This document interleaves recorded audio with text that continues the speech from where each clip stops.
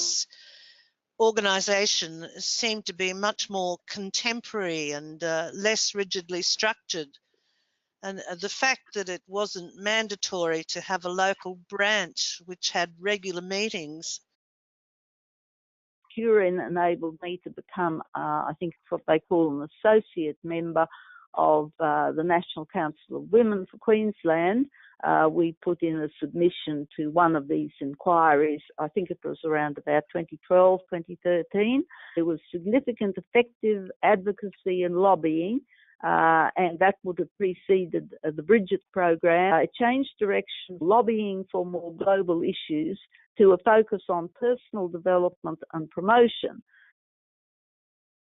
It wasn't really about socialising, although that came into it. It was more people interested in making a difference to influence change for the better for around rural issues. I knew it was out there and it was operating differently to other, women's group, more fluid organisation and probably focused on more particular things rather than trying to meet a lot of different needs. It's about improving individual lives and communities and situations, following the interests of whoever's championing a project rather than trying to do everything.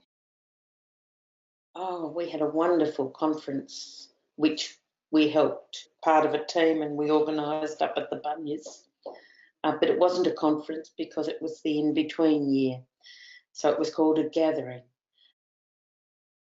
Back then, women were still not always accepted as being farmers in their own right. They were in partnerships with most of them, not all perhaps, but most often with their husbands, and probably not always being accepted as an important part of the business. And that was one of the impetuses, I believe, for QREN was the women wanted to make sure that they had a bit of an equal footing because they were very much out working, whether it be a dairy industry or any other sort of industry. And QREN was also going to stretch far more than just rural properties. And it was more the networking between organisations, whether it be the health department, whether it be the Department of Primary Industry, and many other services that we needed to access. A sort of a conduit for women to gather and share ideas and to learn, having the confidence, gaining confidence to communicate to other business people. Once the Bridget project finished, we had funding for 3 years and I believe for another 2. Then we had to look at other focuses and what could QREN do to sustain itself and to be relevant to women and families, I guess, in the bush. It was a hard call. Some members thought that we didn't encompass regional and remote quite enough. Many members thought if we added the regional and remote, it would encompass the other members of our societies that work in rural industry, whether it's departments of ag, whether it's consultants, whether it's women's health nurses. Well, I don't think it really has changed all that much, but we've had to look at ways to keep our organisation relevant to people in today's society. It didn't seem to matter who was in government. They accepted QREN as an organisation. They knew that most members were there for hopefully the good of the people.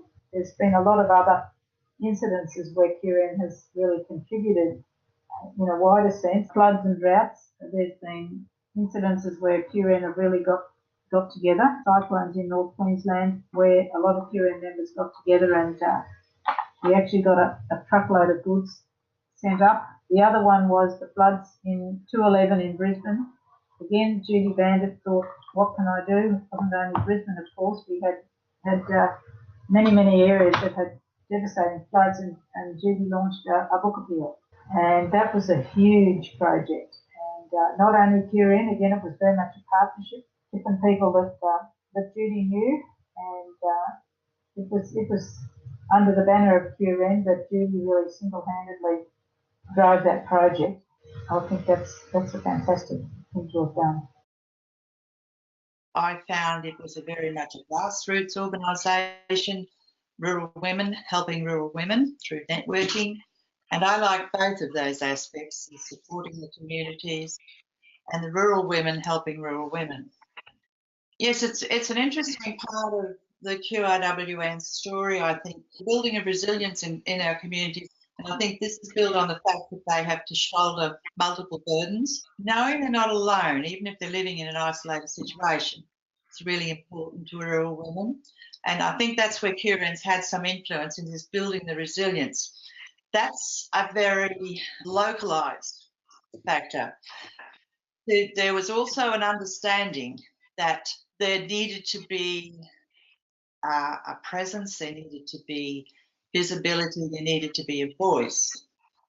So in advocacy, Jan Darlington said the time was right.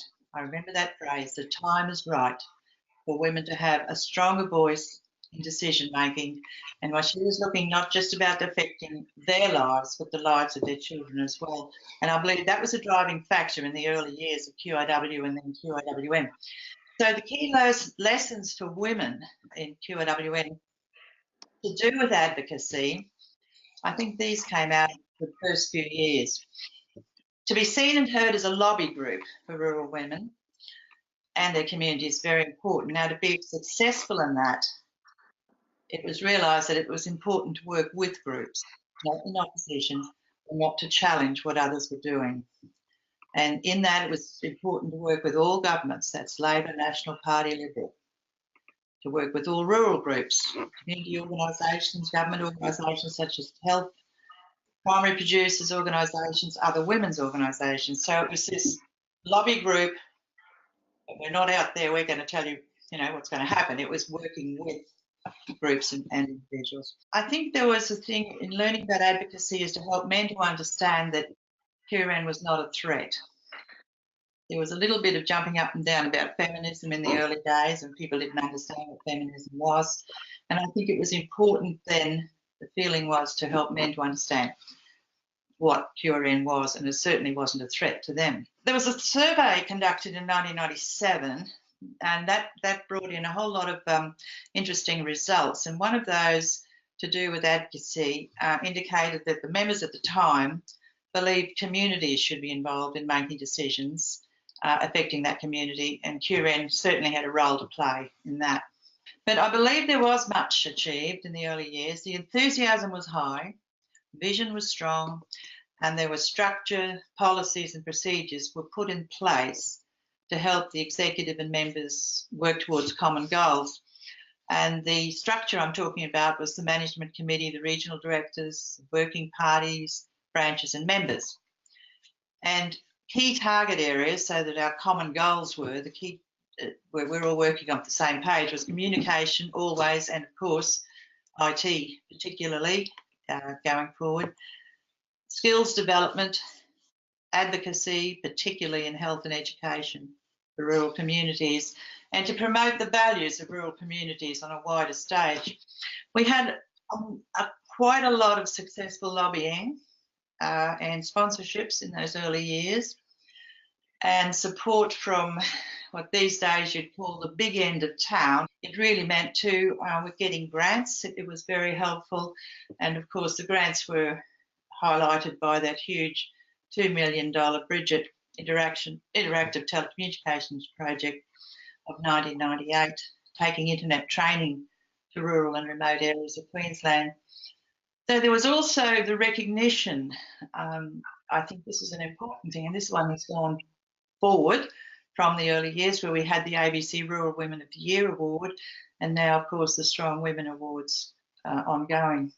So I think sometimes in the earnest desire to embrace the world of today, we might lose sight of that powerful vision that was based on supporting and nurturing rural women, their families and their communities from within, and that in that there's a danger that the important benefits from mentoring may disappear.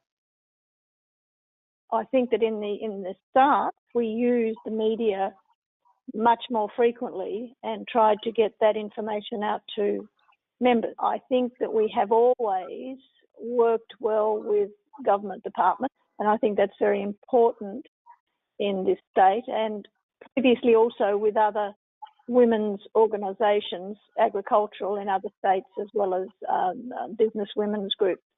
And as a member, I don't know whether that's still going on. Since joining QN in 2000, I've seen the organisation grow. The original aims of networking and support continue through to today. In that interim period, we have learnt of the benefits of connecting electronically. The network has embraced this means of communication, and with the Bridget program, it literally spread the word of its value. Many rural and regional women had their first taste of the internet and emails during this program, thereby overcoming the tyranny of distance. The organisation was now more inclusive. We've learnt that the organisation continues to embrace change, to grow, to adapt, to nurture, to plan, and to be a voice for women of rural, regional, and remote Queensland.